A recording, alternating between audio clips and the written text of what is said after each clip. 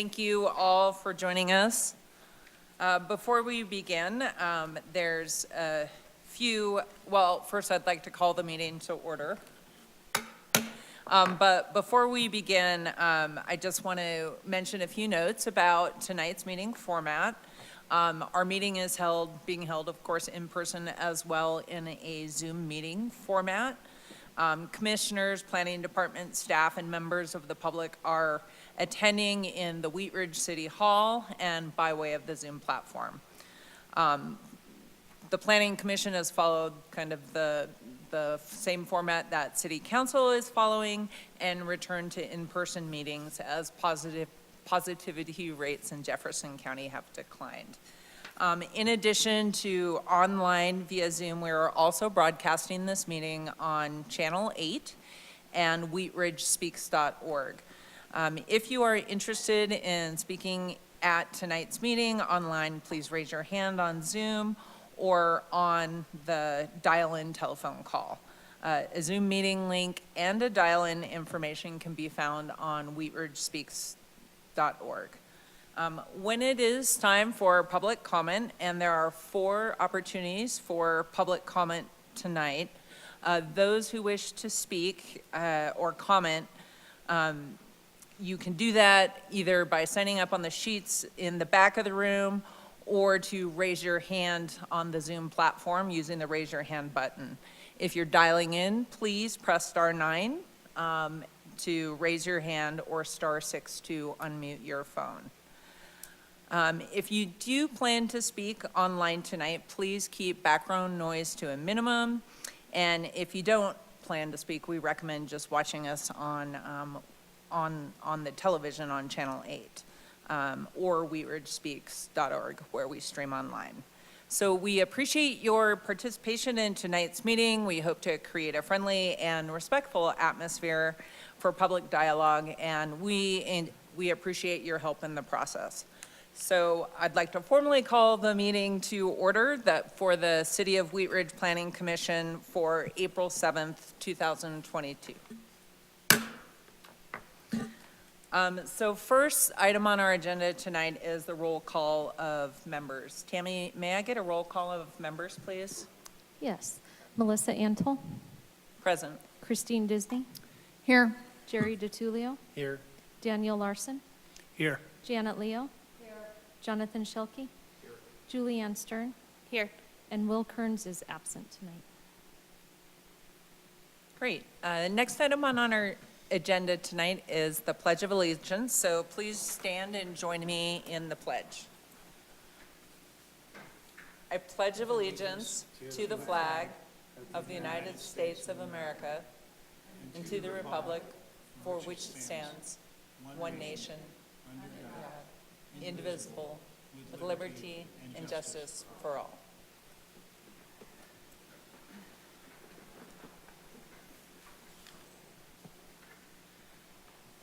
Great, thank you. The next item on our agenda is the approval of the order for tonight's agenda. Is there a motion to approve the order of tonight's agenda? So moved. Second, are there any additions or corrections to tonight's agenda? Hearing none, let's go ahead and call for a vote.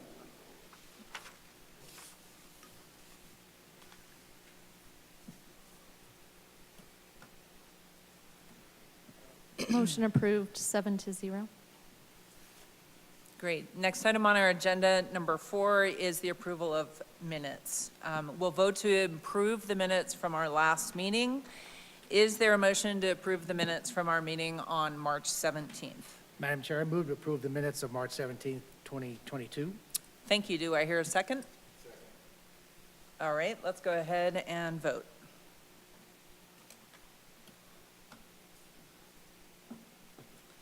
Motion approved, 6-0 with 1 abstaining.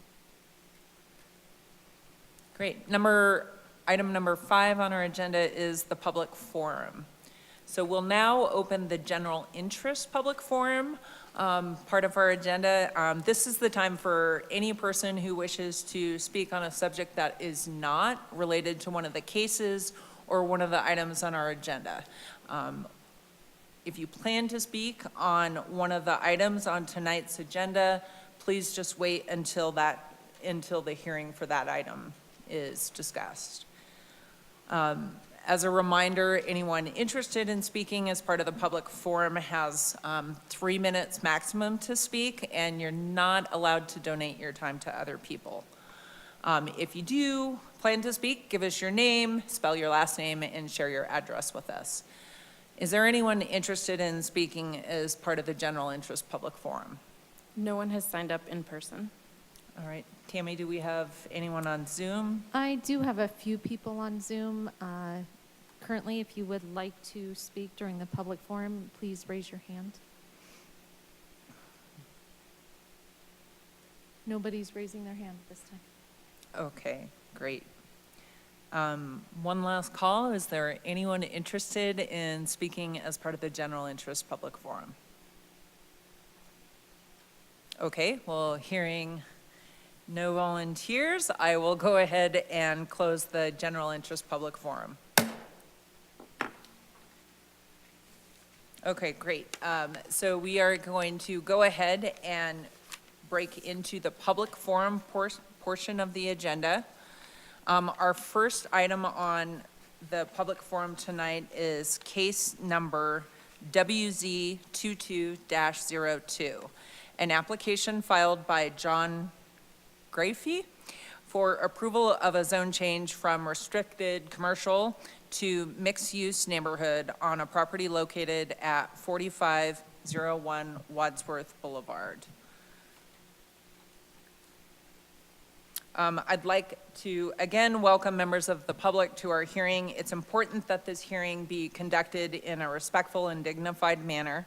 Our goal is always to create a friendly atmosphere for public dialogue, and we appreciate your help in this process. So we start all our meetings with a presentation from the staff, and in some cases, a presentation for the applicant. After the presentations, commissioners will ask questions of staff and the applicant. After that, we'll invite members of the public to raise their hand and comment during the citizen forums. We typically administer an oath for any participant in a public hearing, staff, applicants, and the public. In this hybrid meeting format, we are administering the oath in a different way. If you comment during a public hearing tonight, by choosing to testify, you are agreeing that the testimony you give will be the truth as you know it. So with that being said, can we have the staff presentation, please? You may.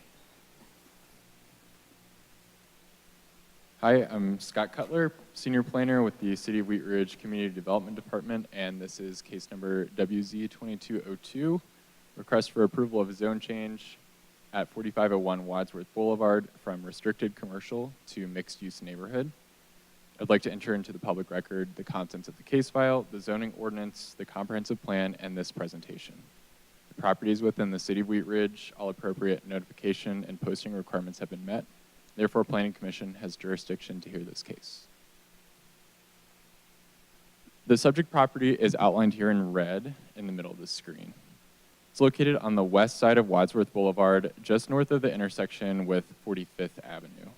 The area is primarily commercial in nature with some multifamily uses to the west, church to the north, another church to the east, and more intensive commercial uses to the south. The property is about 19,000 square feet in size and currently contains a two-story retail building from the 1960s. The property will be partially impacted by the Wadsworth Improvement Project, and right-of-way has already been acquired along the frontage of the property.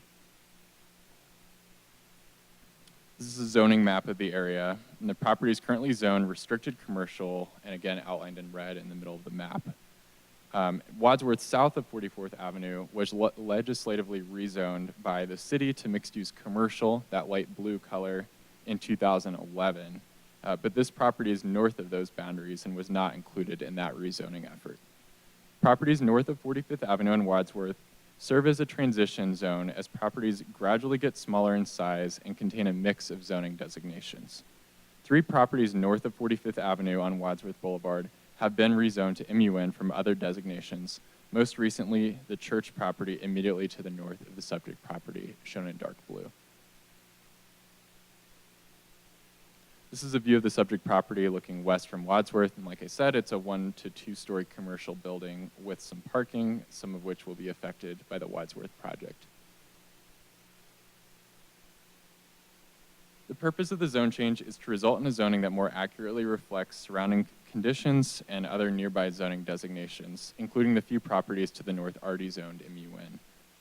The current RC zone district is a legacy zone district established with the city's founding in 1969, and it allows a limited range of commercial and office uses, but is really limiting in terms of allowed uses, including retail. The MUN zone district is intended for commercial corridors and will allow uses more consistent with those found elsewhere in the corridor north of 45th. RC was originally designed for and is often seen on small properties with more adjacency to low-density residential uses, but is very limiting in terms of allowed land uses. So for example, it prohibits upholstery shops, which is one of the owner's desired uses for the property. The MUN designation would allow more flexibility for a new user of the building and will provide standards for any redevelopment of the site were that to occur. The proposed MUN zoning allows residential, commercial, or a mix of the two. The MUN district is complementary to the context of the corridor and the surrounding zoning and land uses, and provides a wider range of allowed retail uses than the existing RC zoning. The development standards are similar to RC, with both zones allowing up to 50 feet for a commercial building, and MUN also allows residential uses, but limited to 35 feet in height. And this table summarizes the proposed zoning's development standards, most of which would apply if the property were to redevelop. The design standards in MUN are strict and includes architectural standards, open space requirements, setbacks, and parking. As a requirement of the zone change process, a neighborhood meeting was held on February 9th, 2022 in a virtual Zoom meeting setting, and one person attended the meeting and did not have any concerns. Wheat Ridge is not a full-service city, and we also sent the application on referral to outside agencies, including fire, water, and sanitation, and completed an internal review, and we did not receive any concerns or objections from those agencies. Before the hearing, the property was posted for 15 days, and letters were sent to property owners and residents within 600 feet of the property. We received one comment on Wheat Ridge Speaks in support of this application. Bless you. We use several criteria to evaluate zone change requests, which includes consistency with the comprehensive plan. And staff believes that the proposed MUN zoning is consistent with the policies and goals in the comp plan. The property is located on the Wadsworth corridor, which is a primary commercial corridor. The designation envisions a corridor with a broad mix of activities, including a mix of commercial and residential uses. A stated goal in the comprehensive plan is to promote reinvestment in property. The zone change request supports the comprehensive plan by enabling investment in the property and aligning the zoning with the other mixed-use zoning in the area. Ultimately, staff is recommending approval of the request for the following reasons. Based on the character and land use patterns on Wadsworth, the MUN zone district in this area is more appropriate than RC in terms of allowed land uses. For that reason, the zone change should not have an adverse effect on the surrounding area. The zone change to MUN is supported by the comprehensive plan, specifically the vision for Wadsworth Boulevard and reinvestment in aging commercial properties. It enables investment in the property by aligning the zoning with the city's mixed-use goals for the corridor. At this point, Planning Commission will recommend a decision to City Council, who will also review the zone change application request. If City Council approves the request, then the zone change is approved. That concludes my presentation. The applicant is here, won't make a presentation, but is also available for questions. Thanks. Great, thank you.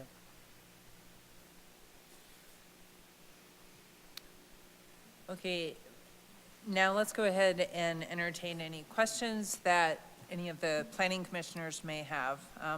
Of course, as always, please try to refrain from judgment or stating your opinion, whether it's for or against at this point, and hold any comments about support or concern until after public comment. Commissioner Disney, do you have any questions? I just, excuse me, I just have one question. With the widening of Wadsworth and the loss of parking, will the parking be moved behind the building? Where do you plan on having people park? There is some existing parking behind the building as well. So that will be used instead of in front? I believe so, and I don't know the exact impact of Wadsworth. Just wanted to point it out that that project is actively under construction, so it's definitely impacted.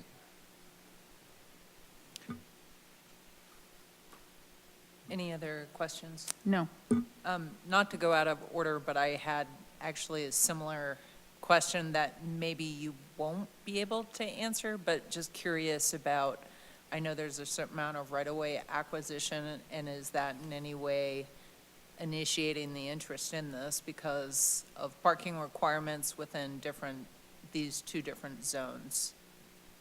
You know, and the impact it has on the private property owner and their feeling of how that contributes to them having a viable business.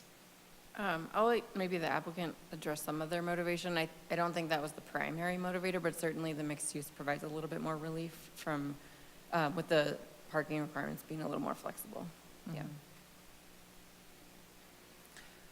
Okay, Commissioner Leo, do you have any questions? No, I don't. Okay, Commissioner Stern, No questions, thank you. Commissioner Larson. Thank you, Madam Chair. I have a question, I guess, for the applicant. Does the applicant own the property?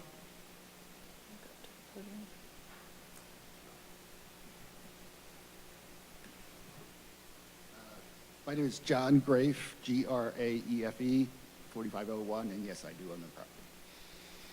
Do you plan to redevelop that building? No, we're actually under contract to sell the building to an upholstery shop, and there is parking behind the building. Okay. So I'm clear on this. You own it, but you would be, what, leasing it to the? Selling it. Selling it to the operator? Correct. Okay. Okay, thank you. Commissioner DiTilio? Nothing. Okay. And Commissioner Shelkey, any questions? No, I don't. Okay. Great. Any further questions from the commissioners?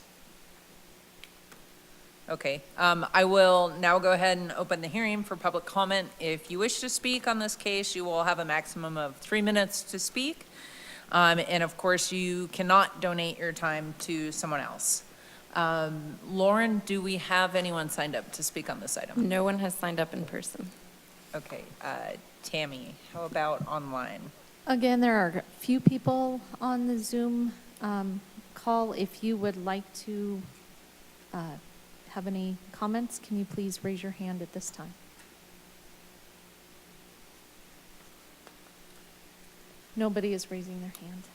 Okay. One more go around. Is there anyone interested that didn't sign up that would like to speak on this item? Okay, well, if there is no one else, I will go ahead and close the citizen forum. Before I entertain a motion, I just wanted to check if there are any more comments or questions from the commissioners at this time. No? Okay. Is anyone ready to make a motion? Madam Chair, I move to recommend approval of case number WZ-22-02 and request for approval of zone change from restricted commercial RC to mixed-use neighborhood, MUN, for property located at 4501 Wadsworth Boulevard for the following reasons. One, the proposed change will promote the public health, safety, or welfare of the community and does not result in an adverse effect on the surrounding area. Number two, utility infrastructure adequately services the property. Item number three, the proposed zone change is consistent with the goals and objectives of the city's comprehensive plan and consistent with the character of Wadsworth Boulevard. Number four, the zone change will provide additional opportunity for reinvestment in the area. And number five, the criteria used to evaluate the zone change supports the request. Great. Do I hear a second? Second. All right, let's go ahead and take a vote.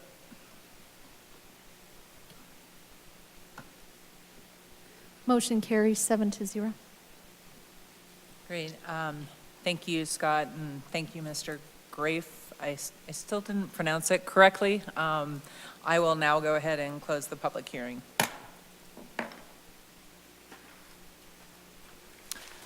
All right, our second case for this evening is case number WS-21-08, an application filed by Story Built for approval of a major subdivision for a mixed-use development including one commercial lot, partially preserving the existing commercial building, 29 townhome units, and a track for parking access and open space on a property zoned mixed-use neighborhood and located at 5807 and 5823 West 38th Avenue.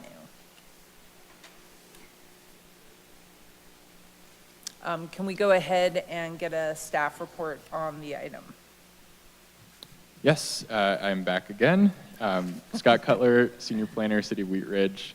This is case number WS-2108, a request for approval of a major subdivision in the mixed-use neighborhood zone district. I'd like to enter into the public record the contents of the case file, the subdivision regulations, and this presentation. The properties within the City of Wheat Ridge and all appropriate notification and posting requirements have been met. Therefore, Planning Commission has jurisdiction to hear this case. This is a 2020 aerial view of the property, which is outlined in red. It's located on the north side of 38th Avenue between Eaton Street and Harlan Street, just to the northwest of the intersection with Fenton Street. It's about 1.4 acres in size and currently contains 2 lots. The eastern lot contains a commercial and retail building from 1960 and includes a large parking lot and multiple accessory buildings surrounding it. The western lot contains 2 single-unit homes from the 1930s and multiple accessory buildings. There are a wide range of uses in the area. Properties to the west and south contain a range of commercial uses and are commercial in nature. Properties to the north contain single-unit homes and some smaller multi-unit properties. Properties to the east at the corner of 38th and Eaton across a shared access easement were approved in 2021 for townhomes, and that's zoned MUN. And then this site and that previously approved site are not contiguous and won't have connections between them. This property is zoned mixed-use neighborhood, MUN, as are most properties along 38th Avenue in this area due to a legislative rezoning in 2012. Properties to the north are zoned R3, which allows multifamily and townhomes up to 12 units per acre, although they primarily contain single-unit homes as of now. The portion just to the east of the site, zoned NC in pink, is the access easement I mentioned earlier. There are some lower density zones to the northeast along Eaton Street, generally R1A, but this property does not actually border any property zoned for low density. The Community Development Department is reviewing an administrative site plan application including civil construction documents for a mixed-use development containing a mix of commercial and residential uses, including the potential preservation of an existing commercial building at the southeast. Major subdivision is required to sell each residential unit separately as fee-simple townhomes and to create common area tracts and utility easements. The subdivision consists of 30 total lots and 1 common area tract to accommodate 29 townhome units and 1 commercial lot. City Code requires City Council approval of major subdivisions, even though the commercial and residential uses are permitted uses for the property. Staff has found the site plan to be approvable, which includes the site layout, setbacks, architecture, landscaping, and parking. The developer will be responsible for maintaining the existing public improvements along 30th Avenue and reconstructing where needed. The plat also dedicates all necessary access, utility, and drainage easements. The subdivision regulations are found in Article 4 of the Zoning Code. A subdivision is a reconfiguration of lots, tracts, or parcels for sale or development. It can create, remove, or define property lines. It allows the city to evaluate right-of-way, and it allows the city to evaluate civil construction documents. A subdivision plat does not affect the zoning or permitted uses on the property. Rather, it enables development already permitted by the current zoning and allows the developer to, in this case, sell the dwelling units to individual buyers. A major subdivision would not be required if the units were not being platted for sale. Subdivision approvals are ministerial in nature and are non-discretionary. Discussion of permitted uses in site design or architecture are not within Planning Commission or City Council's jurisdiction in this case. The plat corresponds with the approvable site plan and allows each unit to be sold separately and for the commercial building to be placed on its own lot, shown at the southeast. Each of the townhome buildings are highlighted in red to show the general placement of the buildings. The buildings consist of 2 to 5 units each and are generally set around the perimeter of the site, focusing on the central open space areas and parking. The units are set back significantly from the northern property line, which is adjacent to the R3 developments to the north. The other sides are adjacent to commercial or to the access easements. The common areas, including the drive aisles and common open spaces, are placed in a tract to be owned and maintained by the owners association. And I'll show this in detail in the next slide. And the plat will also dedicate easements which allow for distribution of utilities, including water, sanitation, and electricity. And utility design is being coordinated with those districts.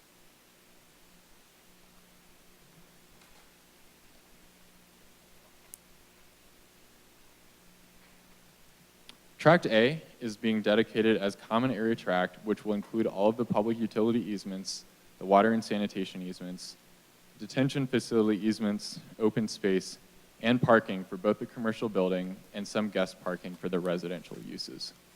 Everything highlighted in colors on this slide is included within Tract A. The green areas are primarily being used as landscape open space with some guest parking and pedestrian pathways. The access easements, adjacent commercial parking, and fire turnaround is shown in gray. A water detention facility will be placed below the parking areas in some open space in a vault, which is common for infill developments like this. Lot 30 also contains some open space at the front of an existing patio area that is not being shown. The plat does not contain a lot of the approvable site detail from the site plan application and just shows the lot lines and easement lines. We were just not a full-service city, so we sent the application on referral to outside agencies, including fire, water, and sanitation, and completed an internal review. Some utility upgrades will be required at the developer's expense per the utility districts and will be constructed with the project. There are no remaining comments on this application, and the engineering division has found the plat to be approvable, pending some minor typo changes. The site plan, which includes the architecture, landscaping, and site design, has also been found approvable by the planning division. Construction documents are under review by the engineering division and are nearing approval. And the site plan and construction documents are not shared as part of this presentation. Before the hearing, the property was posted for 15 days, and letters were sent to property owners and residents within a 600-foot radius. And Planning Commission did receive 2 comments on Wheat Ridge Speaks for this application, one in favor and one opposed. Ultimately, staff has concluded that the request complies with the subdivision regulations, corresponds with the approvable site plan, and that all agencies can serve the property with upgrades required at the developer's expense. Approval of the plat will allow development of the site as allowed under the current zoning to proceed. For all those reasons, we request that Planning Commission recommend approval, and then the major subdivision will go on to City Council for final approval. That concludes my presentation. The applicant team is here and also on Zoom if you have questions for them. Thanks. Great. Thank you, Scott. Okay, let's go ahead and see if there are any questions from the commissioners. Why don't we start over here this time, Commissioner Schuelke? The commercial property, is that the pizza place that's in it? It is, yes. And did you say there's another prior approved subdivision to the east? There is across the alleyway or easement.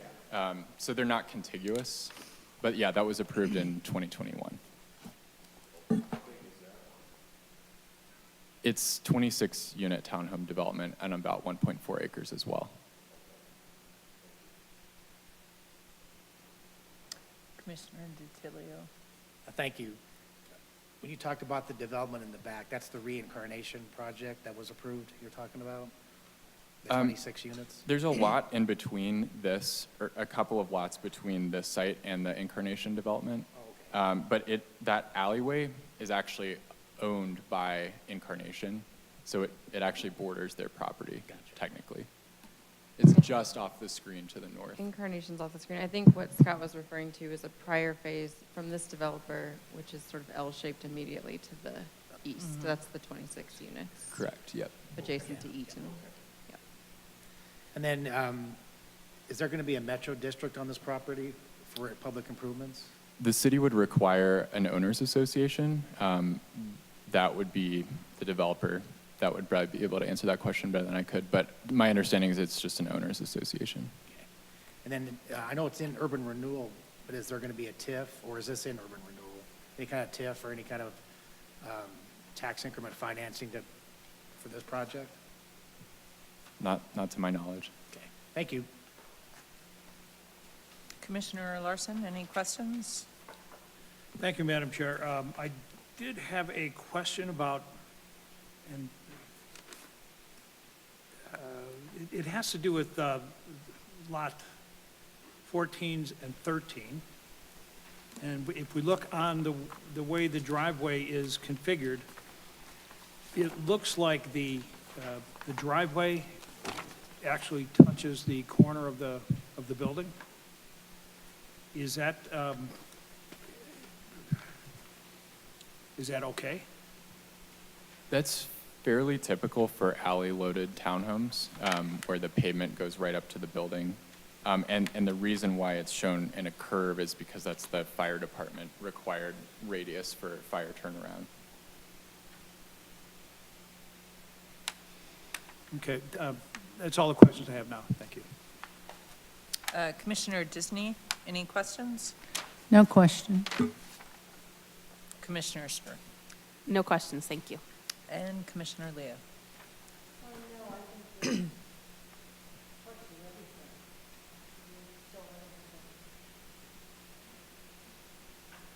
Okay. Pardon? One more question, please. Oh, sure, of course, Commissioner Larson. Thank you. I noticed that there is the stormwater, the sanitary and the stormwater easements are adjacent. Is there on-site detention of stormwater? Yeah, there is underground detention that is in that same area, Where is that located? central to the property. It's about right in the middle between, there's two different chambers, and they're between the units, so if you look at 19 and the restaurant, the 30 of the Okay. commercial space, between those two areas. Okay, great, thank you. Okay, great. And could the applicant address Commissioner DiTilio's questions about the West Metro District? Or, sorry, the Metro District option? Hi, yes, my name is Jay Siegel. I'm with Storybuilt, the developer. Quick answer is no, there's no Metro District, just Thank Owners Association.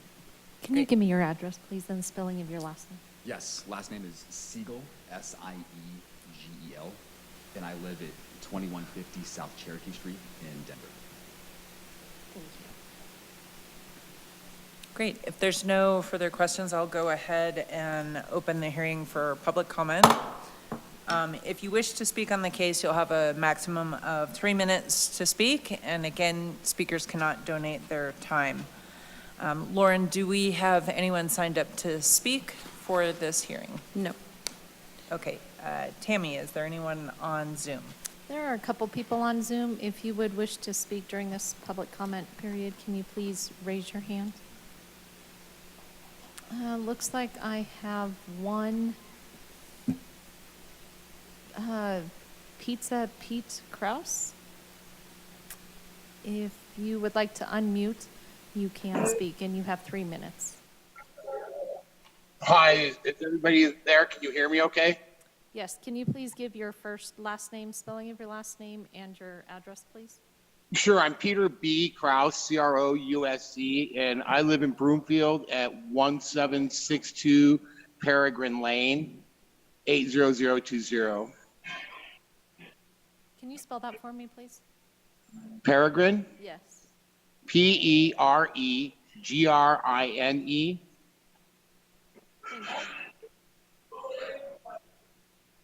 You can go ahead and speak now. Unfortunately, I got onto the meeting late. My daughter Katie's been watching. We own Infinitus.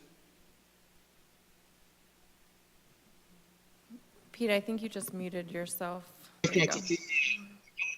And so, unfortunately, because I got on late, I don't know the full nature of the development, other than she said that there was a consideration of trying to maintain some of the current building within the rebuild. Is that correct? If you want to go ahead and ask all your questions and give all your comments, we'll address all questions at the end of public comment. Well, I mean, I can't, if I don't know what I'm talking about, then I can't really ask a question. If they're talking about reusing part of that original building, Infinitus Pi would like to register that, given my lack of knowledge on the prior conversation as a caveat, that we would generally not want that to happen. We don't think that the building's got some serious structural problems. The roof is bad and the plumbing is inadequate, and I just don't know what the plan looks like. So it's not having seen the plan, it's a little difficult for me to respond to it, but we're definitely concerned about the construction and how it would negatively impact our business, obviously. So I guess I can't say much more because I really unfortunately missed the front end of the meeting.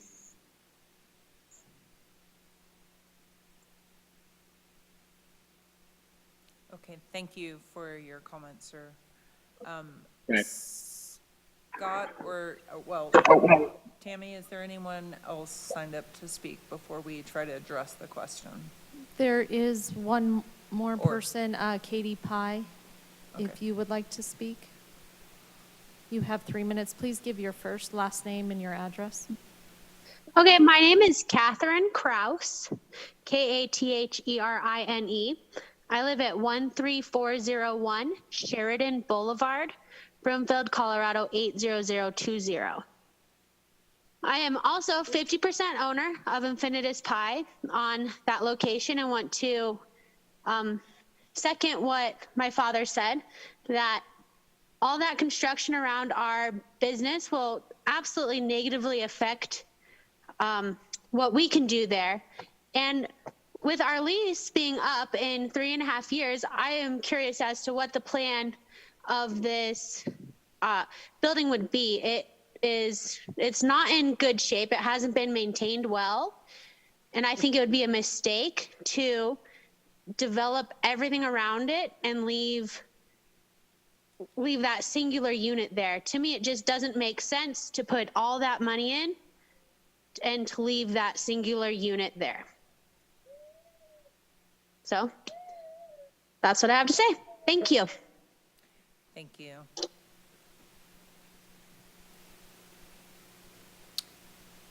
And it looks like there's one more, Susan Hartley. If you would like to speak, please give your name, spelling of your last name and your address, please. Hi, this is Susan Hartley.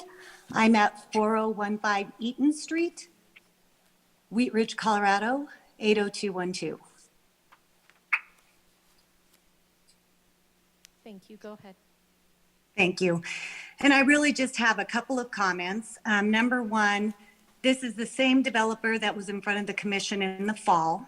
At that time, you know, there were quite a few neighbors from Eaton Street participating, obviously very concerned about this development. The density is way, way, way too much for our neighborhood to put 23 homes on that particular lot right at the corner of our block. And at that time, I don't know if the developer had already purchased this other property, but he never once mentioned that they were doing that and that the development was actually going to be over 50 units, not 23 units. So I get that they're saying they're separate because there's an alley between, and I get that this is considered a mixed use lot today, but in effect, we're taking a single home neighborhood on Eaton Street with lots of little children, big single family home lots, and we're now going to cram in less than 3 acres, 50 some plus homes onto the corner. The traffic is going to be astronomical. It already backs up every single day from Harlan to past Eaton during rush hour. The traffic on Eaton is going to increase dramatically.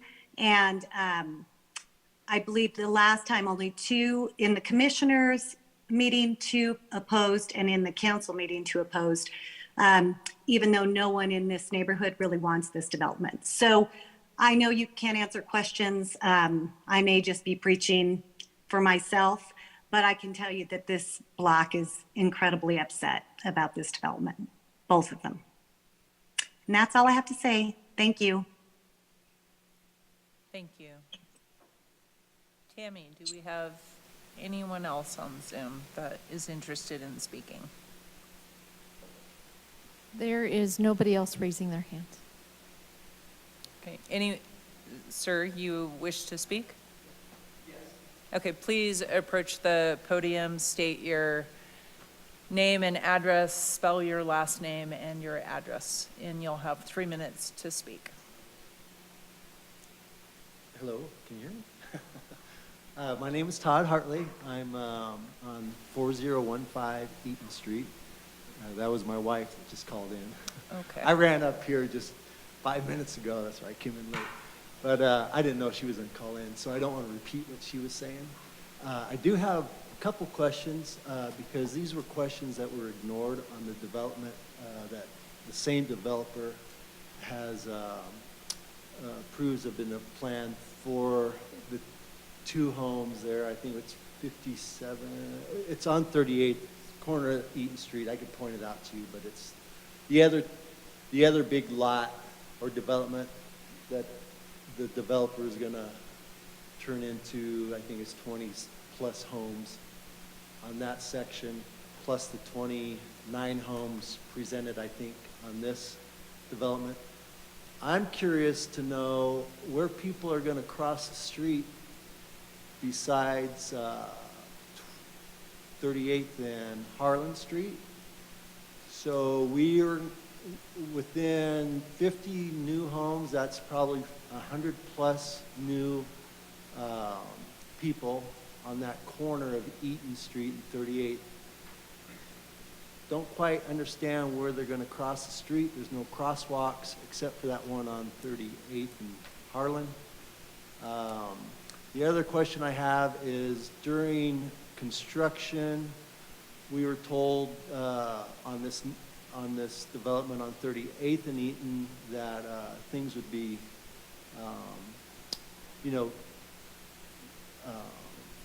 as far as following rules would be followed. I think just recently, this last week, they were removing asbestos in one of those buildings, and there was no permit pulled on that. So I'm curious to know why that was not followed, as far as following the rules. That's why I'm concerned about this new development, what kind of rules also are going to be broken.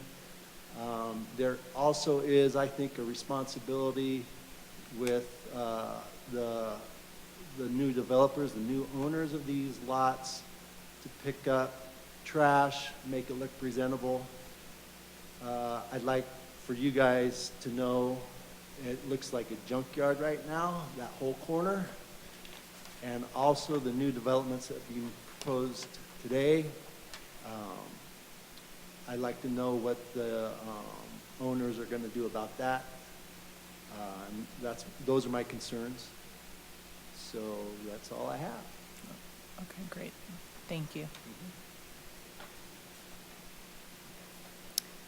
Any other members of the public in attendance that wish to speak, or is there anyone on Zoom that has raised their hand? It looks like Pete Kraus has raised his hand again, but he has already spoken, so don't know if you want to give him more time or not. Probably not, since he's already spoken. Pardon? Yes or no for speaking again? I feel like we've given him 3 minutes Okay. to speak. Let's go ahead and close the public forum, the citizens forum.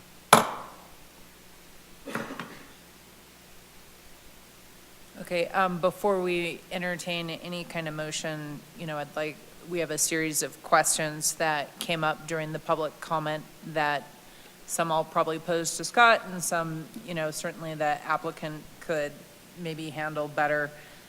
One was related to, are there any plans to maintain the existing building?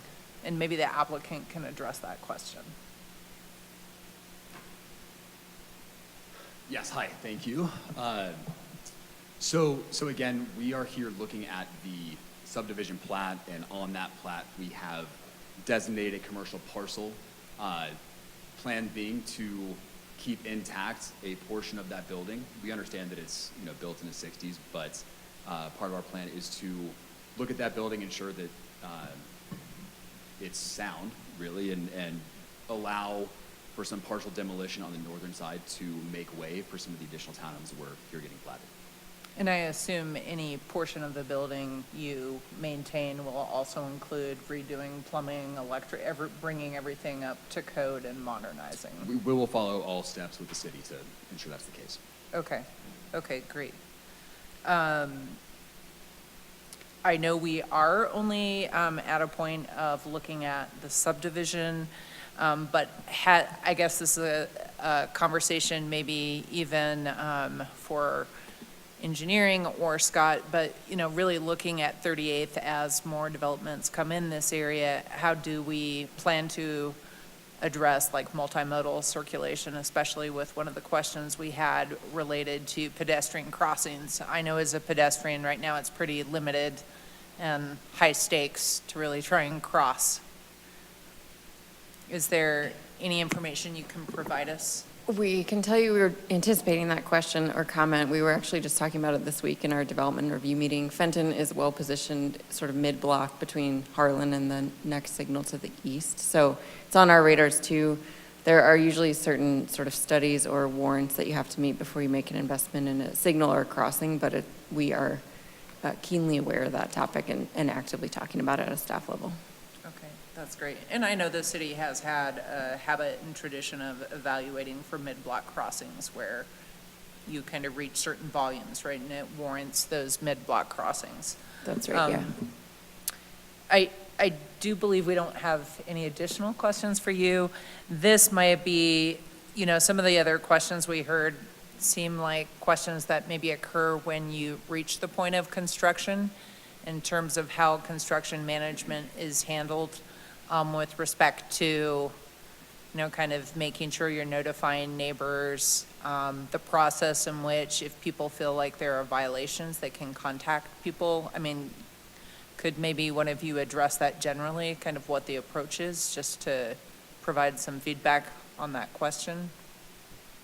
I can start, maybe turn it over to my team in just a minute, but we will require construction phasing plans, and we understand that although they are two separate developments, and this one is actually still, I believe, under contract, so there's just like a lot of moving parts, there will be a phasing plan that takes into account both developments and ensuring that a lot of the work is contained within the site, ensuring that impacts to Eaton Street are minimal. Again, we're looking at a portion that will never connect to Eaton Street. The two developments do not connect vehicularly. So in terms of people from this development cutting through to Eaton Street, that wouldn't be possible.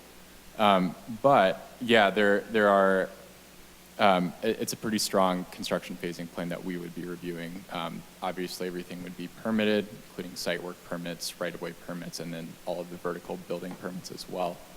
So at least from the city side, there's a lot of stopgaps to make sure that stuff is working. Okay, and part of that requirement is making sure that the construction manager's contact information is posted as well, right? If an issue does arise during construction. I know we're getting ahead of ourselves, but. We do get that contact information. The other thing I'll mention is that the Public Works Department requires a traffic control plan for active construction sites like this. We know it's a tight site, so for all the projects happening on 38th Avenue, that needs to address not only if you're doing work on 30th Avenue, but also construction deliveries and blocking of sidewalks. So that too is something that we track for these kinds of projects. Okay, great. Thank you. Did you have a comment or question? So it was mentioned about crosswalks, and it was mentioned that 38th and Harlan is a crosswalk, but there's also the flashing yellow lights that you can push the button at 38th and approximately Benton. So you're talking about an additional, possibly another crosswalk at Fenton, or you said Fenton? Potentially. We have not gotten to the point of knowing what the designer-specific location is, but we anticipate that there will be demand for something between Benton and Harlan. It's just a longer distance than most pedestrians would walk. They'd they'd be more inclined to jaywalk than walk to one of those signals. Right. Sort of in the middle, yeah. But there is one now at Benton that's There been there is. for a few years. with That's the- correct. And then it's been mentioned about 50 units, so we're talking about this subdivision is 30 or 29, and then has another subdivision already been approved to the north? Is that where we're getting at for the other 20? Not to the north, the one that I pointed out on this map to the east Okay. last year. That makes sense. Yep. And then to the staff's knowledge, or to the owner's knowledge, has there been any construction going on or debris removal that hasn't been permitted? No. And then I guess the last question would be is, I know 38th and Fenton is pretty loaded up right now, that corner with a lot of vehicles, and it does look unsightly for 38th Avenue. Is there a chance that you could start working on cleaning that up sooner than later after this meeting? Or now that you've heard some of the concerns from the neighborhood, what would be the chance of getting that? It looked like there was some old vehicles there, not construction vehicles, but what are the chances of getting that kind of cleaned up?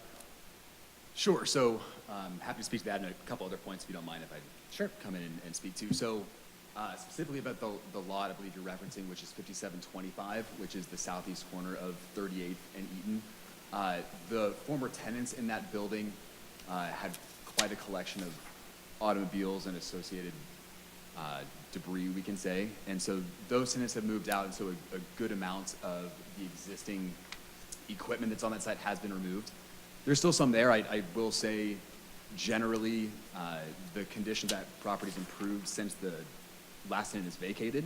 Not to say it's not perfect, but of course, we're moving towards development on that side and certainly want to keep it looking tidy, so I appreciate the comment. Additionally, I do want to note, so there was a comment about traffic is a concern, and I do want to make known here, I think it was alluded to, that, part of, yes, these are two different developments, and in many cases they're being seen as one. We did have an open house with the community on December 16th of 2021, just farther down the 38th Avenue West, I believe at the Wheat Ridge Community Center. I might be getting that name incorrectly, but at that time we did unveil both this west phase and then the previously entitled east phase of these two projects. And I think we did do a fair job of fielding parking-related and pedestrian-related concerns from residents at that time. We took those, we put those into memo form, sent those into the city engineering division, who channeled or suggested that we let the residents know that that they had received those comments, and they suggested the residents organize and move forward through the neighborhood traffic management program. So we relayed that back to the neighborhood. So I want to make sure that we just make it known we're here to help solve these issues too, and we're trying to go through the right channels to do that. Great, thank you. Madam Chair. One more One more question. So this is a conceptual plan as a subdivision plat, and then is it going to get more detailed and more refined as it goes to city council, or is this going to be it for now? This is it. So this is what the city council will review as well. Staff has a site plan that is an administrative site plan that we have found to be approvable, and the only reason it's not approved, stamped and approved, is we want to make sure that council gives their blessing on the site, the subdivision plat. But any development on this site, because these townhomes are permitted as a use, they're meeting all of the zoning requirements. That's why it's an administrative approval. However, Wheat Ridge City Code requires that subdivisions over 6 lots, major subdivision goes to city council. Thank you. Great, and I know Commissioner Larson, you had another question? I guess my question has more to do with timing on this. The L-shaped tract on the east came up in front of Planning Commission back in September, and it was like this one, a subdivision request, and that passed, and it passed City Council. And then looking up under the listings that we normally get, this property, and this particular case is WS, I think, 108,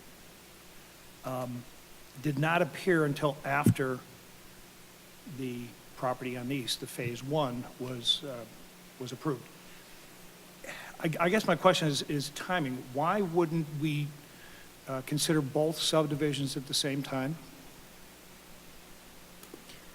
They're separate parcels, they don't touch, and they're each owned by different owners, so they've been on different tracks. It happens to be the same developer, interested in the same area, but in the same way, if two homes were for sale on a residential street by two different owners, they wouldn't need to be in the same exact track for those buyers. So they're just, it's hard, you know, practically speaking, when this is all said and done, it's going to look and feel a lot like one single development, but it is definitely two separate parcels, two separate sellers, same buyer.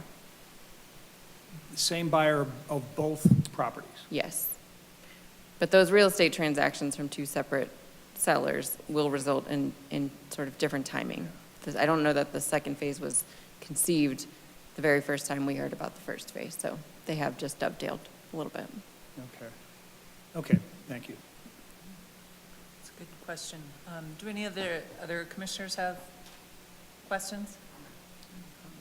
Okay, if there aren't questions, we can certainly address any comments you may have. Commissioner Leo?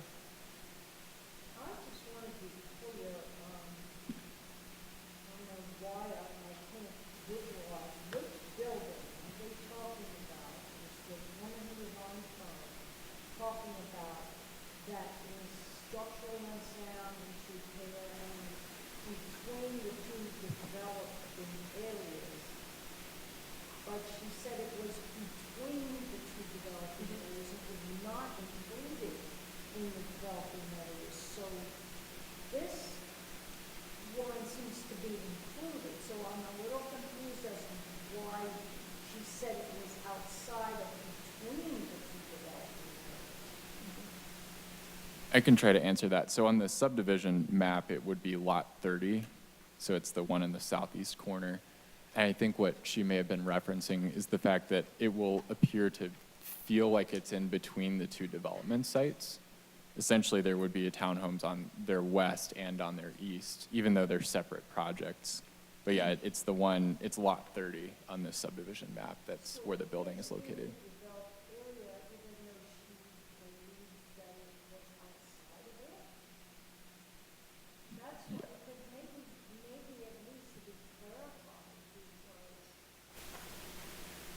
If it's in that area, then she's under the assumption that it's outside of that area. And I'm not sure exactly. We're always happy to coordinate with existing tenants, and certainly that proprietor, we can talk to them. Okay, so it is inside. Yes, their structure and their lot are within the bounds of this subdivision. Okay, well, that's what threw me off. Yeah. So, okay, I'm with you on that now. Commissioner Stearns? Thank you. So I understand kind of the purview of our decision-making tonight, and this comment won't affect my vote. But I do want to make the comment that it does sound like there is a missed opportunity to reach out to those tenants in the commercial building. That business, I see as a major contributor to the vibrancy of that stretch of 38th Avenue, and I was disappointed to hear that although they're a tenant, not an owner, there had not been a conversation about how that business will contribute to the community that's being created around there. Commissioner Disney, any comments? I echo Commissioner Stern's comments. I was surprised that you had not met with the tenant and conveyed your plans. They are a major, major contributor to this city in terms of giving back. And they're both very vital part of the vibrancy, as Commissioner Stern said. And it further concerns me because I have heard from residents that as developers, you have been less than accommodating in terms of requests from the neighborhood. This is, and I've said it before, you remember in the fall, I am concerned. It's not going to change my vote. I'm going to vote for this because it meets the requirements. But I think the density is going to greatly impact the character of that area. And my heart is heavy, as I mentioned in the fall, for these people who live around there. I understand that this area is zoned for the density that you're building to. I also know that developers don't have to build to that density, as we saw with the development on Upham. They came back with a less dense, very nice development. I understand that construction costs and you have to make money. You're not in this for charity. But I'm just, it just to me could have gone so much better in a lot of different ways. And that's all I got to say. Commissioner Larson, any additional comments? Yeah, I'll just add that I believe that as presented, the applicant as a subdivision, our role here is clear. The concern that I have is the way this was presented, and I understand the vagaries of real estate transactions and whatnot, but I believe the response that the commission may have gotten if we saw both properties being proposed at the same time, adjacent, there's an easement between them, but they are literally adjacent, that we developed at the same time, and there is a big difference between a 26, 29 unit property and two of them right next to each other. Thank you. Commissioner DeTillian. Just real quickly, I had mentioned at a previous case that a rezoning wasn't a right, and that they can be turned down legally. I do know that this is a subdivision, which if this was turned down by the city council, not necessarily us, that lawsuits could be filed, and that would cost the taxpayers money, because most likely on a subdivision denial, the city would lose. And that's why I had mentioned about the last project we had talked about. I guess I have a different take on this. The retail that's called in and said they were concerned about this project, well, if this project goes through, they're going to have up to 100 new people that could walk to their retail establishment right next door. And the whole idea of these rezoning back in 2012 when I was mayor was the idea was that the commercial corridors, like a 38th Avenue, were to attract walkability and restaurants and higher density so people could walk from location to location.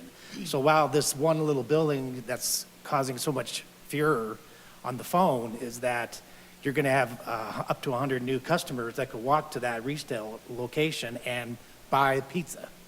So I think we got to look at all the different angles of this. Yes, the density is higher than I would like to have it too, but it's also a subdivision, which has been, like I said, if the council denied it, this could be a lawsuit and the city would lose most likely, and then we're spending more taxpayer money on defending something. So it's a quandary, and I haven't decided yet how I'm going to vote on it, but I think that you have to look at both sides, and this will bring more retail to the more customers to the retail on that street, walkability. Thank you. Commissioner Shelkey, did you have any comments or that you would like to? Maybe this is more of a question. The alley that separates the two properties, is that a functioning alley or abandoned? It doesn't go through, does it? It goes all the way from 30th Avenue up to the Incarnation development at 41st. So it is actually an active easement, not only for access, but actually some residents on Eaton Street have their garages on that alley. So I think it's crusher fines or gravel right now, and with these projects, part of it will be paved. So yeah, it's an active alleyway and easement. And just to clarify, there is an easement over this to allow public access, but it is a separate parcel. So it is owned by the Incarnation Homeowners Association. So that is a sliver of separate land that separates these two. Yep. And that's the reason why these two projects are not actually contiguous. Okay. Any other comments, Commissioner Shelkey? And I guess I just have one comment that is probably a blend of what we've just heard from Commissioner DiTullio and Commissioner Disney. And it is, I think in Wheat Ridge where we are seeing a lot of transitions, sometimes cases like this aren't, I would say my comments aren't specifically directed at you, but as we see these types of changes in Wheat Ridge, I think there are opportunities to remind us of what do we want to see, what do we want to be, because I think there is a lot of opportunity to create vibrancy along that corridor with mixed-use developments like that, making sure that, they are the appropriate density is a challenge. It's the private property owner's right to build to what the code allows. But I think one thing I know isn't typically required, but is part of that vibrancy of as a community, is when we have businesses like this, especially when they're tenant-owned, a lot of small businesses are tenants. They're not the owners of the building, but they contribute such a large amount to our community. It would be nice if there was specific outreach to them, because they are what create that vibrancy along the corridor. So maybe not just for you, but for everyone tuning in general, just recognizing that our small business owners are what create that vibrancy, and they should be included in these types of processes. With that, I think we are ready to entertain. Is it possible to respond to a few of those points? I think they're very strong. I'd like to. Sure. Thank We've you. thrown a lot at you. Thank you. I do want to just make sure we make known that we've met with Pizza Pete and Katie Pie twice, have established a relationship. We've engaged a retail broker to help ideally renegotiate a lease for them in a new space. The challenge there is, I think someone might have mentioned, is construction costs going crazy and us having to understand, the different options that we have at our disposal, all while honoring the existing lease, ensuring that access is maintained during construction, doing everything we can to preserve that business that I think we all like to think we understand. We recognize how integral to the community that is, with its porch and its bike parking and its shared, library up front. So I just want to make sure that, I hear what you're saying. I think we've done our best to get in front and engage that conversation. Mm-hmm. And so just want to echo that I hear that, and again, we're doing our best to do what we believe is best for the neighborhood. Okay, thank you. That is important to know, that you went and took those steps and reached out to the tenants. Great. Well, at this point, we are ready to entertain a motion if the commission is ready.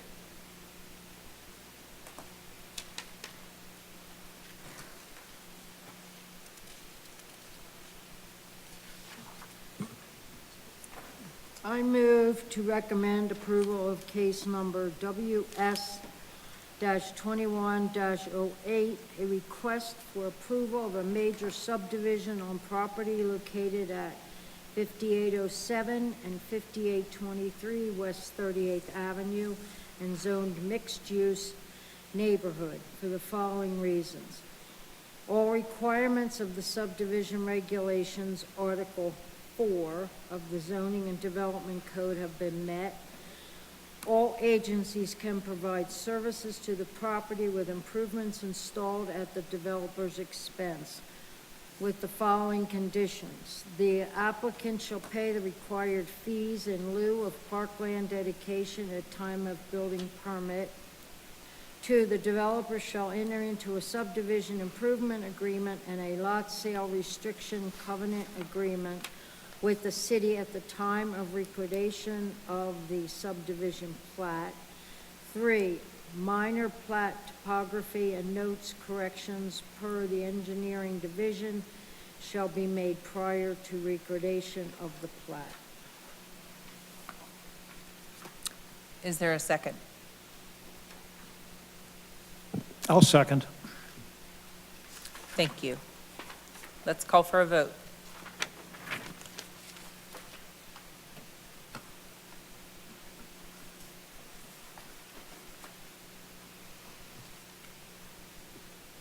Motion carries 7-0. Thank you, everyone. I'll close the public hearing. All right, we have one last case this evening. This is case number ZOA-22-01. It's an ordinance amending section 26-615 of the Wheat Ridge Code of Laws concerning small cell CMRS facilities. Do we have a staff report for this? Yes, thank you. I'll just make my comments here from the table tonight, and I'll keep it brief. You saw in the staff report that the city adopted regulations related to small cell about 5 years ago in 2017. Small cell is what it sounds. It is a smaller cellular facility that helps to expand a network. The amendment, we haven't, and frankly, even though it's been 5 years, we haven't seen a lot of them in Wheat Ridge. You've maybe noticed them in Denver. They're maybe visually more common. We've had 7 applications and only 4 poles installed in that period of time.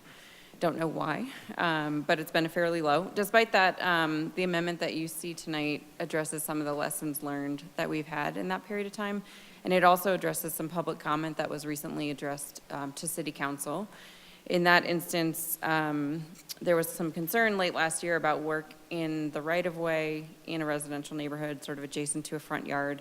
It turned out not to be a small cell facility, but it certainly highlighted that we have an opportunity to strengthen our code and be a little bit more clear in terms of where small cell would and wouldn't be allowed adjacent to land. So in short, this ordinance accomplishes sort of 4 different things. First, it requires a building permit as well as a right-of-way permit. That's actually something we're already doing and enforcing, so we'd like to have the teeth behind it in case we were to get some pushback. It requires additional written explanation from the applicant to justify the proposed location and design for their small cell facility. Again, something we're kind of already doing, but would like to have that code backing. The amendment clarifies that it's not the applicant, but the city, specifically the community development director, who gets to decide upon the height, design, and color. We haven't had too much pushback on that, but I think, again, the code strengthening would help. And then lastly, it does respond to that recent public concern in terms of location, and the language now in the code would ensure that a pole doesn't land sort of in the right-of-way in front of somebody's front yard. It would rather be at that property corner. So, in short, we cannot disallow small cell that is controlled by federal and state law, but we do have the authority to dictate sort of the characteristics of design and location, and that's what we are trying to do tonight. So with Planning Commission's recommendation, we would move this forward to City Council, and they are scheduled for a public hearing on May 23rd. That's everything I have. We do have a few members of the audience here to testify tonight, so I'll grab that sign-up sheet, and we can do questions as well. Great. And let me go ahead and formally open the public hearing for this item.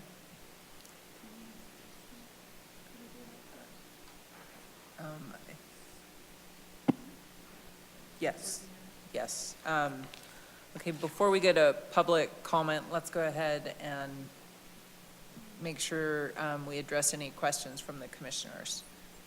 Okay, Commissioner Disney, do you have any questions? I have a couple. Lauren, on page 2, under the proposed code amendment, at the end of the paragraph, the sentence reads, "It is important to note that small cell facilities are used to transmit wireless technology, which currently includes 4G and 5G radio frequencies, depending on the carrier. State law and city code define small cell more broadly and are not specific to the 5G network." So am I to understand that sentence means that the larger umbrella does include 5G? Correct. Okay.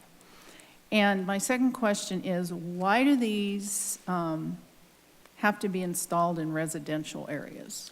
State law essentially makes it a use by right in any zone district, and local jurisdictions cannot change that. So we can control what they look like or sort of the more refined locations within those areas, but it essentially, Jerry Dahl would do a better job describing this, but cell service is now sort of a matter of public interest, and so a matter of state concern, and they sort of preempted local authority when they did the legislation several years ago to say that they need to be allowed anywhere, and you can have some opinions on how tall and what they look like and sort of the more specific siting or separations, but that's why. Okay, thank you. Great. Commissioner Stearns, any questions? No, thank you. Commissioner Leo? Commissioner Larson? If you would indulge me here again, what specifically are we looking to change in the code? I'm sorry, what are we adding to the code, right? So in the attached ordinance, everything that is in capital letters is being added to the code. So the requirement for the building permit on the first page, on the second page, the request for written justification, in paragraph B, just clarifying that the community development director gets to decide what the height is, whether it's similar to existing poles. In paragraph C, that small cells have to be on that extended common property line, so put something at the corner versus in the middle of a yard. In section D, that the city gets to decide what that color should be when we say it would be the same color as something adjacent. And then again, in section E, reiterating that a building permit would be required. Great, thank you. Commissioner DiTullio, any questions? Just one is, so the, all of the changes is giving the public or the community development director final say over this, even though city council is going to be called when these start popping up in neighborhoods? So that may be the case, that already happens. But city council is not has not historically had any position in approving these facilities. So two things. The reason that we're clarifying the community development director is because you have to pick a person. We have already made the policy decision for this to be an administrative approval. That's actually required by the state and federal law. I don't think we can make these discretionary approvals.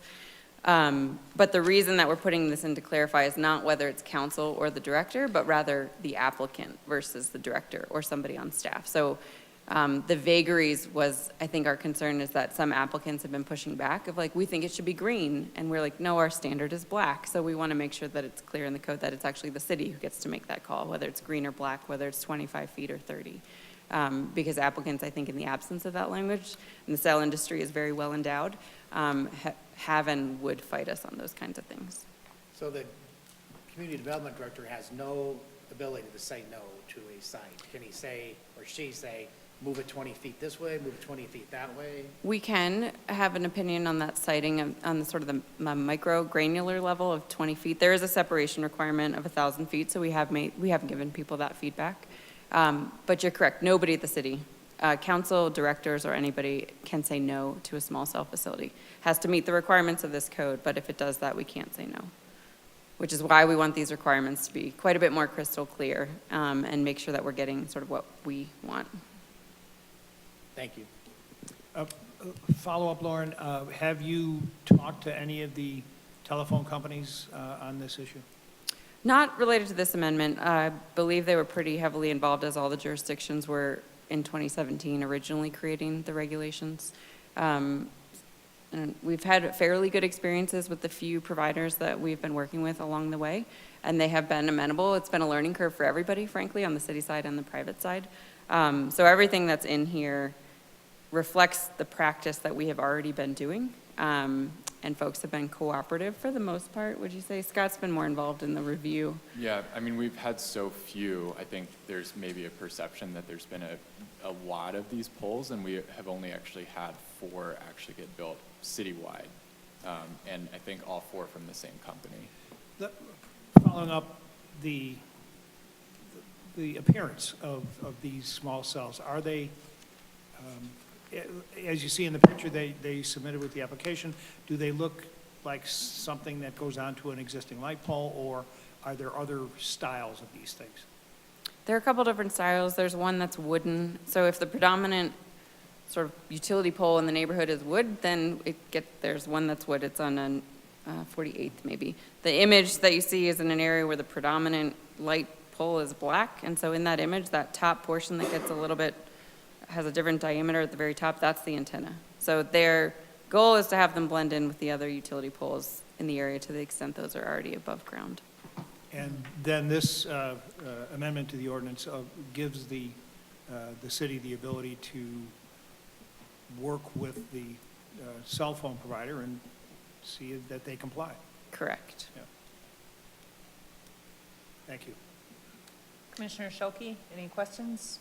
Yeah, maybe just to clarify. So, to some people, the 5G is a big issue, but it doesn't sound like any governmental agency has any control of where the 5G goes.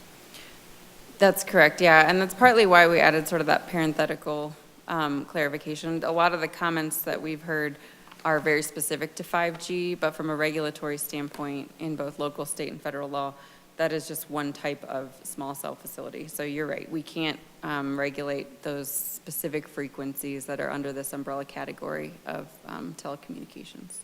Okay. Thank you.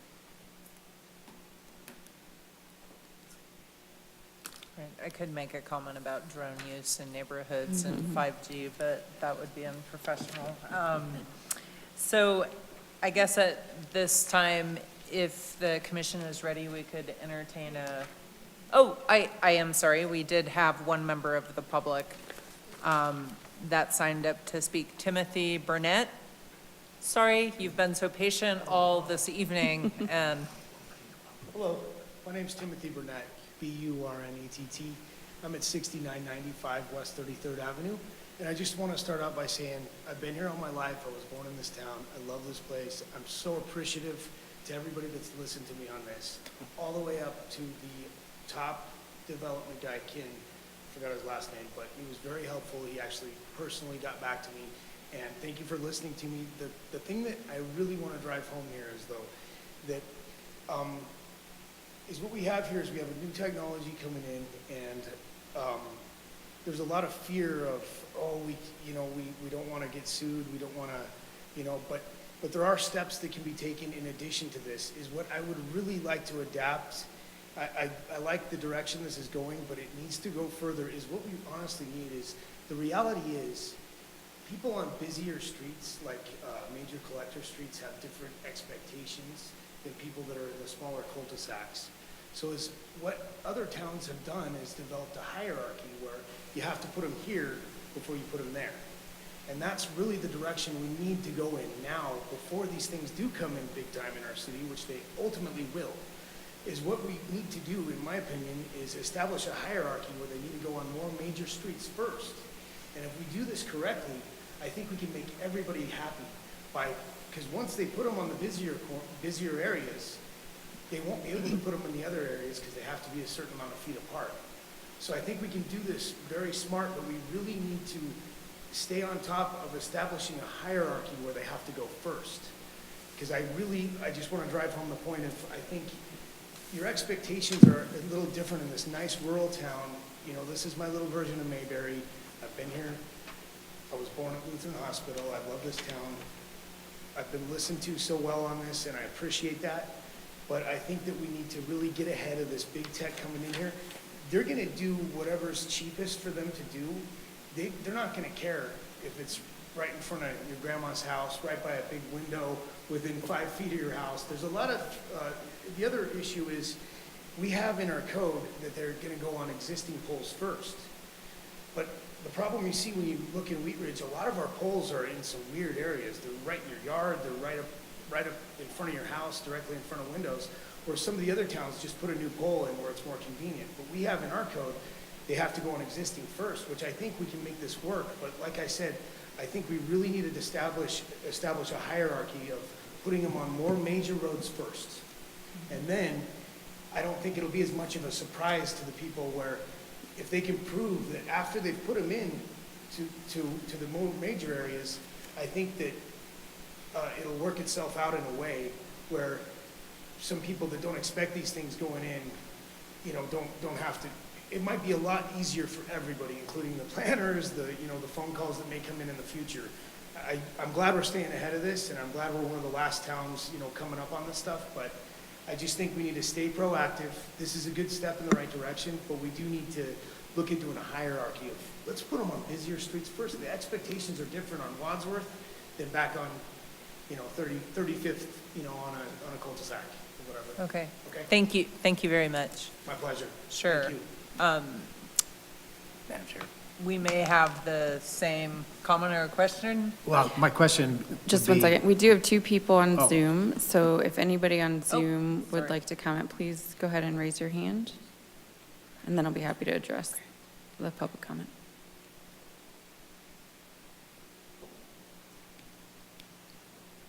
No hands raised. Thanks. So my question is, Okay, so no other comments from the public? Anyone else in the audience? Okay. Ma'am, please approach the podium. Provide us with your first and last name and spell your last name and share your address with us. And you'll have 3 minutes to speak. Hello, my name is Valerie Cardenas, and I live at 3775 J Street.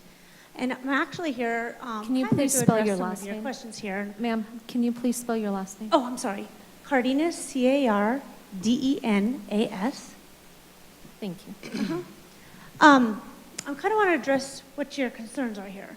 You suggested placing them, that the city have control where to place them. I actually work in the industry, and I only here just because I knew this came up, and I just wanted to hear what the city's plans are. And the reason why carriers put them where they put them is because of holes in service.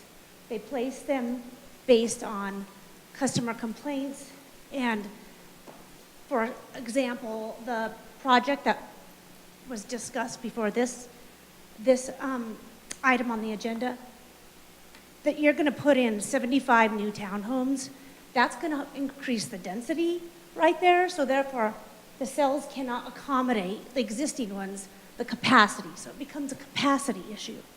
So that's why carriers place their facilities where they request them. And so I just wanted to kind of elaborate on that. Thank you. You're welcome. Sorry to speak. And that's it. Great, that was very helpful. Anyone on Zoom change their mind and want to No hands have been provide raised. comment? Okay. Anyone else in the audience that would like to provide public comment? I thought I saw you raise your hand a moment, sir, but nope. Nope, okay, great. With that, I'll go ahead and close the citizens forum. should I go now? Okay, so seems like we still have some questions and comments from the commissioners. Commissioner DiTullio, please. Yes, we do, because that's what we do. So I support local control, and I'm really kind of frustrated that the state has made this a statewide concern because they are dropping these in neighborhoods and cul-de-sacs and every place else. So there has to be a balance here.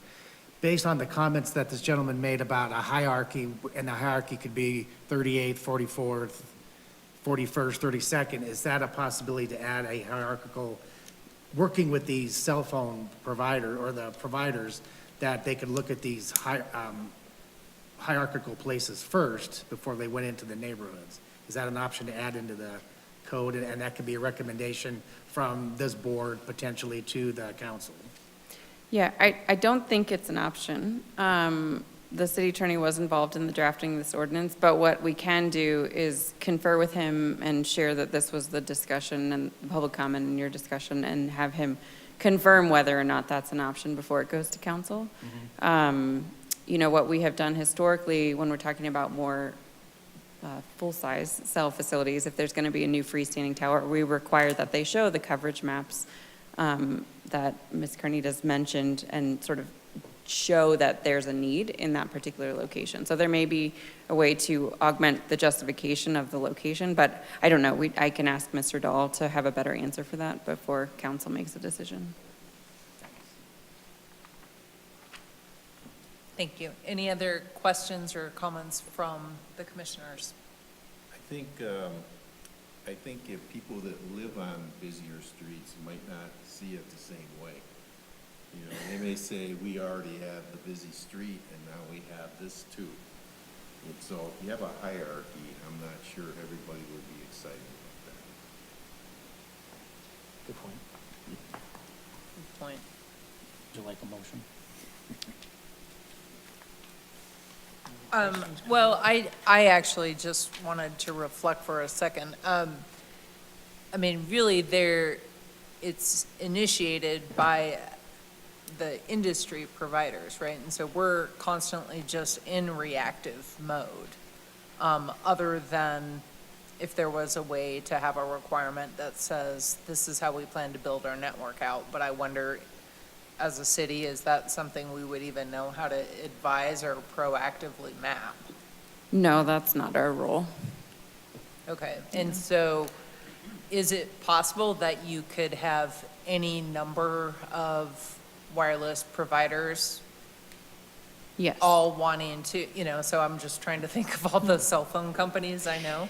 Yes, I mean, I think so to the public comment, there is like our reliance as a community on cellular facilities is not diminishing, so certainly we could expect to see more, but the pace has been quite slow because the coverage has been adequate in our community. We're not growing at the same rate as Denver, so they have needed more small cell as they have built a lot more multifamily and multi-story structures. This does have the separation requirements of 1,000 feet, so that typically means you're not going to get more than one on any given block, based on our typical block lengths are 300 by 600. But yeah, the way that the state and federal law is recognizing that, residents and business owners and travelers need cell service, so it's like any other development application, they can come to us and say, here's what we're thinking of putting in, and then we go through the criteria that are in the code. And so is it feasible so I understand there's a 1,000-foot separation requirement. So within the stretch of 2 miles, would you maybe have, if it was needed, would you have like several different companies all having that, that cell, the CRMS, like right there? Or, I guess I'm just thinking about, okay, are we being redundant? Where Verizon needs one thing and then all of a sudden Xfinity Mobile wants this, or? Yeah, our code encourages just generally in the CMRS section to have co-location. So in any larger freestanding cell facility, you see multiple carriers, right? The tower here at City Hall has 5 carriers and the county's emergency responses. Smaller cell, I think, can do some co-location, though because of their smaller size, it's not going to be that many providers. Though the actual design of it, you would never know if you're seeing the same provider's antenna or 10 different ones, because the goal here, especially with the modified language, is to make them blend in, and hopefully you don't recognize like, oh, that's a light pole regular and that's a light pole with CMRS. So camouflage is our goal, especially if they do start to proliferate in a different rate than they have so far. Great, thank you. Any other questions or comments? Any discussion? Okay, at this point, I will entertain a motion. Madam Chair, I move to recommend approval of the proposed ordinance amending section 26-615 of the Wheat Ridge Code of Laws concerning small CMRS facilities. And I'm going to add an amendment. I further move that staff have a discussion with this city attorney about the possibility of a hierarchical locations for these types of facilities. Second.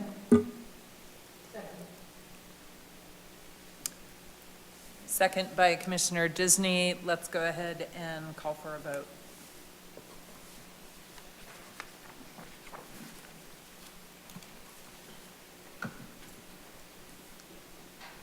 Motion carries 7-0. Great, thank you. Go ahead and close the hearing. All right, so let's see. The number 6 on our agenda is any new business. Lauren, do you have any new business for us to discuss? Just a little bit. So we did, to follow up on that motion, we will talk to the city attorney next week, well in advance of that city council date of May 23rd. For planning commission dates, we don't anticipate having a May 5th, though the publishing deadline is next week, so we will get in touch to confirm that. We do expect to have a meeting on May 19th. That'll be a development application and then also a study session about 44th Avenue sub-area plan. And I did not prepare any development updates, project updates. I forgot to do that today. So if you've got any questions, I can hopefully field them. Lucky's. One of us has to ask. I know. What's going Lucky's. in next to I the know. rec center? What is that? No, I'm kidding. Yeah. No. We know that one. What about the- Lucky's? No update on Lucky's. I did talk to that developer last week, and I think part of the challenge there, they would love to have that filled for the community's benefit and their own, but they are trying to be patient, largely because of the Wadsworth construction. So the original goal had been Lucky's comes in 3 years before construction, gets very well established, you know, and it would be more challenging for a new business to come in during construction. You may recall, when Wadsworth is fully completed, there will be a signal at that mid-block entrance that would go into Lucky's, and that is a very attractive option when you're trying to re-tenant a big building. So it may be that we just need to be a little more patient, get closer to that signal, and get someone in there. But that's what I know to date. That could change. Do we know anything about the tenant mix in the Sprouts parking lot? I don't. Do You know, across from Morningstar? I don't. I know that the building is a retail building, so it's not being fitted out for restaurants. So I think Oh, it'll be okay. like light retail uses, or Like a a restaurant that doesn't need a dentist or- fryer or anything like Yeah. that, yeah. There was a fun article this week that I shared with my team, was it in 5280, about the bowling alley and brew pub tenant at Gold's. So if you haven't seen that, that was a fun interview. I saw the one that, I think it was in our Wheat Ridge paper, but I haven't seen the one Yeah. there. When is that, when are we gonna see activity there? They have a few. Oh, is it? Okay, yeah, I don't, a few I live in active my little permits work out from there home right bubble. now. There's a lot of work going on, and we have, I think, multiple tenant applications in, so you'll see a bunch of stuff, maybe even as soon as summer. oh, great, Probably more like 2023 for most of them. yeah. I did notice the other day that the warehouse next to Medved now has a tenant. International Paper.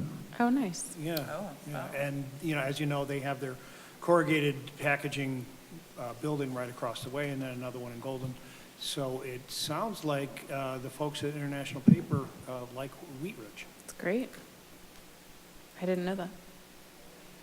That's great. And New Image is fitting in well, so that's great. All right, any old business that we need to catch up on? I don't know, we seem to go between new and old. I so- know, I don't ever know it's an old topic, but a new update. I don't have any old business, no. Okay. Anything else from the commissioners before we adjourn?